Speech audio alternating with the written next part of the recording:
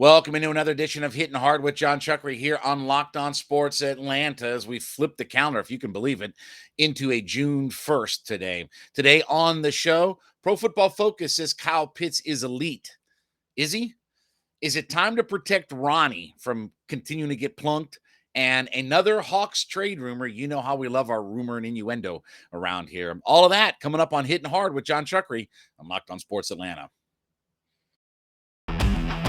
This is Hittin Hard with Jon Chuckery, part of Locked On Sports Atlanta. And it starts now.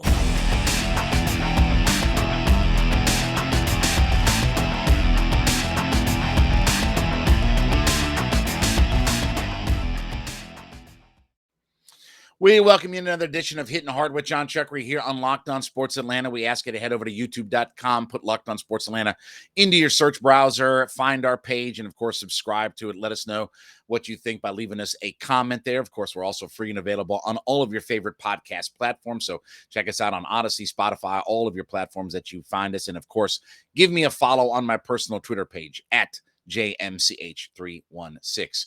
You know, I've said I like Pro Football Focus. I think that they do a lot of good things. Do I believe everything that Pro Football Focus puts out? No.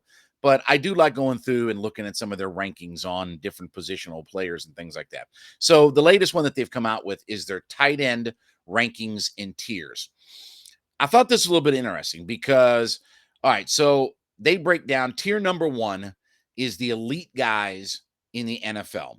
Travis Kelce is number one, George Kittle number two, Darren Waller number three, Mark Andrews number four. No problem with any of that there. Then a little bit surprising, just in the fact that Kyle Pitts is listed at number five. They say here what Pitts accomplished as a rookie was nothing short of remarkable. He turned an 82.3 receiving grade for that season, ranked sixth among qualifying tight ends, third among all rookies at his position. 15 plus yard plays. He had 29 explosive receptions. And they kind of just go on and on and on, things like that. And so let me say this. Is Kyle Pitts elite right now? I'm going to tell you no. Right now, if you're winning today in the NFL, are you taking Kyle Pitts over Kelce or Kittle or even Waller or potentially Andrews? Now, this is not to say that maybe by the end of this year, Kyle Pitts doesn't go into that elite category. I mean, certainly if he has another season that, he catches a whole bunch of balls and, he's got, 1,000+ yards. But if you're telling me, I guess, elite in today's NFL, if you look at 110 targets, 68 touchdowns, 1,026 yards, and just the one touchdown. Now, we talked about this, that what to me would be a good season for Kyle Pitts. I'd much rather see Kyle Pitts' numbers go down. If you told me it was 60 catches, 900 yards, but his touchdowns are 6 or 8 or, somewhere in that close to double-digit range, that's more important to me. But I don't know that right now I put Kyle Pitts in the same group of players as George Kittle or Travis Kelce. I think that those guys, and maybe just because of their years of experience, are a different group. Darren Waller is an outstanding player. I mean, he's a terrific tight end. I'm not saying Kyle Pitts can't get and move beyond some of those guys. I just don't know that right now it's fair to put him in that. And look, I'm not trying to knock this, but 1,026 yards in 17 games, if you watch the Falcons week in, week out, you saw in the early part of the year, there were times when he wasn't getting on the field or he wasn't in some of their red zone packages. Okay, that can't happen this year. That can't happen. And the 110 targets, let's understand that that's with this guy named Matt Ryan.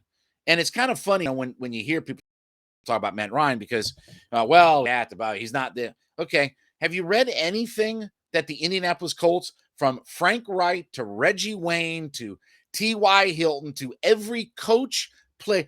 Hell, you could go back 100. They're talking to Burt Jones and everybody who played for the Baltimore Colts who can't say nothing but good things about Matt. You don't think that Matt Ryan had anything to do with helping Kyle Pitts adjust and be a good player in his first year?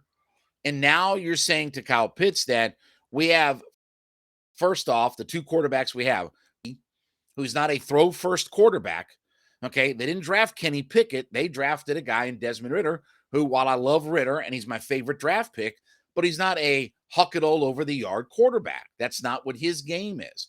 Then your veteran, who will probably start, is a guy who, in his best ever year, was 150 less attempts than Matt Ryan's average year for the last four. His average year of 600. His best ever is 453. So again, we're going to look at some of these numbers and say to ourselves, look, to me, Travis Kelce and George Kittle are on a different plane. I don't think Kyle Pitts right now should be in that group of those guys. And especially Travis Kelce is a complete game wrecker. Okay. Now look, Kyle Pitts is only going into his second year. He may end up being the greatest tight end in the history of the NFL. He may be the greatest mismatch in the history of the NFL when we look back. And I hope all of those things are true. I just think that there's been a little bit overvaluing about what his 1,000-yard season, quote unquote, was. 1,026 in 17 games.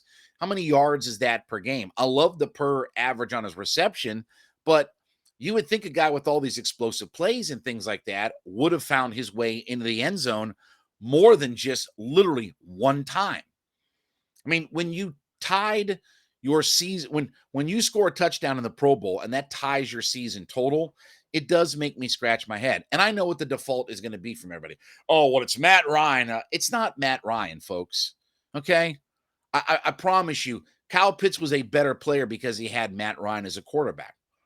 But how much is that growth going to move up this year when the offense sort of changes? Again, do you think that he's going to get 110 targets? If I just go off history and I use that as my indicator, are you telling me that Marcus Mariota is literally going to target Kyle Pitts almost 1/3 of the time? That 33% of all of his targets are going to go to one guy this year. That's a lot. I mean, even for a tight end. And look, we just saw, we just read some of the numbers about how much Tyreek Hill and Travis Kelce have meant to Pat Mahomes, right? Those two guys combined for like half of his yards and half of his touchdowns so far in his 4 years in the NFL. I'm not saying that he's not an important piece. It's just, I don't know. The word elite.